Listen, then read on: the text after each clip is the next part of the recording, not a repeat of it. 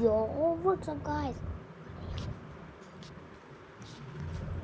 ये वाला यार मजा आता है, इसमें डर लगता है, मजा आता है। कहानी काफ़ी पुरानी है और ये उस वक्त की कहानी है जब मैं ज़िंदा था। हाँ, अब मैं मर चुका हूँ। उस रात काफ़ी बारिश हो रही थी और इस वक्त रात के 11:30 हो रहे थे। अब बारिश काफ़ी कम हो गई थी, शायद अब बारिश रुकने वाली थी और मैं अपने रूम में लेटा हुआ था और सोने की कोशिश कर रहा था और बुल्ली अपने रूम में कंप्यूटर चला रहा था और वो मेक जो हॉरर की वीडियोस देख रहा था क्योंकि उसे हॉरर वीडियोस देखना ज़्यादा पसंद है। और तभी बेल बजने की आवाज़ आई और तभी बुल्ली बोला, बुल्ली देखो यार, इतनी रात में कौन आया है। और मैं उठकर चला गया, लेकिन वहाँ तो कोई नहीं था। हाँ, ज़मीन पर कुछ पैरों के निशान बने हुए थे और वहाँ एक डॉल रखी हुई थी। बुल्ली ने पूछा, कौन आया है गुल्ली? मैंने कहा, भाई कोई नहीं, बस ये डॉल ही रखी हुई थी। बुल्ली ने कहा, लेकिन ये डॉल हमारे दरवाजे पर कौन रख गया है और क्यों? हो सकता है कि बाद में वो इसे लेने आए। मैंने कहा, लेकिन मैं इसे अपने रूम में नहीं रखूँगा, न जाने ये डॉल किसकी है। बुल्ली ने कहा, ठीक है, तुम इसे यहीं छोड़ दो। और फिर मैं अपने रूम में चला गया। बुल्ली भी अपना काम करने लगा।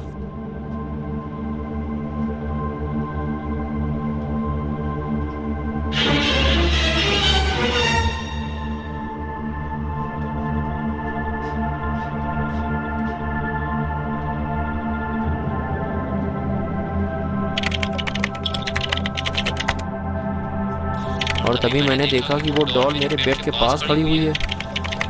और तब मैं उस डॉल को बुल्ली के पास लेकर गया और बुल्ली से कहा, तुमने इसे मेरे रूम में क्यों रख दिया भाई? मैंने तुमसे कहा था कि मैं इसे अपने रूम में नहीं रखूँगा। तभी बुल्ली बोला, मैंने इसे नहीं रखा भाई, मैंने तुमसे कहा था कि इसे यहीं रख दो, शायद तुम ही इसे ले गए होगे। मैंने कहा कि मैं इसे क्यों ले जाऊँगा, मैंने तो पहले ही मना कर दिया था कि मैं इसे अपने रूम में नहीं रखूँगा, लेकिन अब इसे मेरे पास लेकर मत आना। ये कहकर मैं अपने रूम में चला गया और वो डॉल बुल्ली के बेड पर मैंने छोड़ दी थी। और मैं ये सोच रहा था कि ये डॉल आखिर है किसकी और कोई इसे क्यों छोड़ गया है। लेकिन बाहर जो मैंने पैरों के निशान देखे थे वो तो मुझे इसी डॉल के लग रहे थे, जैसे कि ये खुद ही चल कर आई हो। लेकिन ये कैसे हो सकता है? मैं बिना कुछ ज़्यादा ही सोचने लगता हूँ। और फिर जब मैंने करवट बदली तो वो डॉल मेरे बेड पर ही लेटी हुई थी।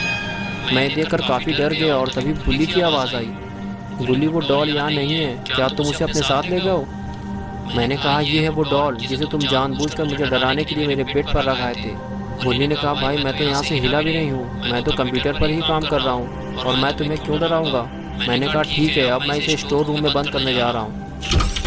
ये कहकर मैं उस डॉल को स्टोर रूम में ले गया और मैंने उसे वहीं बंद कर दिया।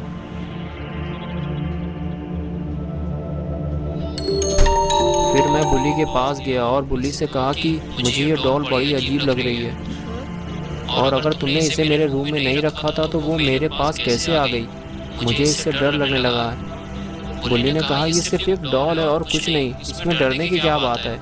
हाँ, ये बात थोड़ी अजीब है कि ये डॉल तुम्हारे पास कैसे पहुंच जाती है, तो मेरे भी समझ में नहीं आ रहा। ठीक है, अगर कल इसे कोई लेने नहीं आया तो मैं खुद इसे उस कुएं में फेंक दूंगा जो हमारे घर के सामने है, क्योंकि वो काफ़ी पुराना कुआं है और उसका पानी भी अब कोई नहीं पीता, ना उसके पास कोई जाता है। अब तुम जाकर सो जाओ।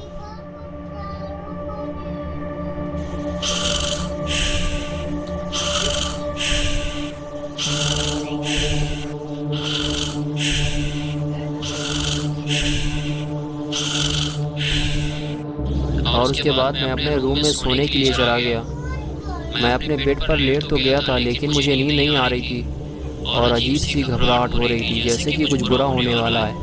और कुछ देर बाद ही कुछ अजीब सी आवाज़ आने लगी, जैसे कोई दरवाज़ा खोलने की कोशिश कर रहा हो। लेकिन मैंने सोचा कि हो सकता है कि ये हवा से हिल रहा हो, क्योंकि हवा भी काफ़ी तेज़ चल रही थी। इसी वजह से मैं देखने भी नहीं गया।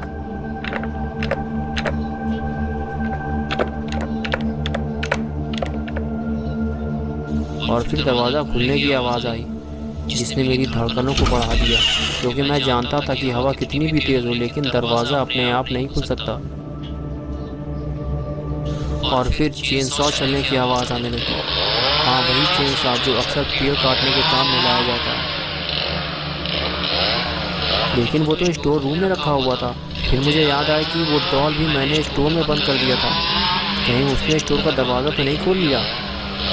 अगर इस डॉल ने कुछ गड़बड़ की ना तो आज उसकी शामत आ जाएगी। मैं उसे उठाकर बाहर फेंक दूंगा। और मैं फ़ौरन उठकर गया तो देखा कि वो डॉल स्टोर से बाहर आ चुकी थी और उसके हाथ में चेन सा था और वो बिल्ली की गर्दन काट रही थी और अब उसका सर धड़ से अलग हो चुका था।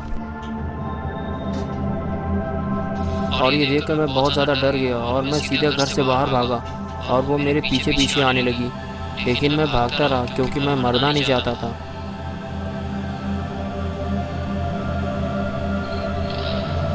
मैं बस भागता रहा। भागते भागते मैं उस कुएं के पास पहुंच गया जो हमारे घर के सामने था। ये काफ़ी पुराना कुआं था और यहाँ के लोगों का कहना था कि इस कुएं में कभी भी झांकना नहीं चाहिए क्योंकि इसमें झांकने वाला जिंदा नहीं बचता। और कभी कभी इस कुएं के आसपास कुछ चीज़ें भी पड़ी मिलती थी जैसे कि खिलौने, खाने की चीज़ें और पैसे।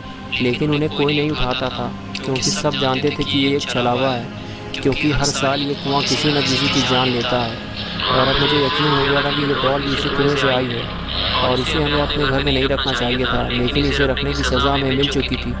मेरा दोस्त बिल्ली मर चुका था लेकिन मैं मरना नहीं चाहता था। मैं बस छुपा हुआ था और ये सोच रहा था कि वो डॉल जहाँ से भी आई है वो वापस चली जाए। और तभी कुएं में कुछ गिरने की आवाज़ आई। मुझे लगा कि वो डॉल शायद इसी कुएं से आई थी और इसी कुएं में वापस चली गई है। और तभी मैंने उस कुएं में झाँक कर देखा। लेकिन मैं एक बात भूल गया कि इस कुएं में झाँकने वाला जिंदा नहीं बचता। और कुएं में झाँकने की कीमत मैंने अपनी जान देकर चुकाई।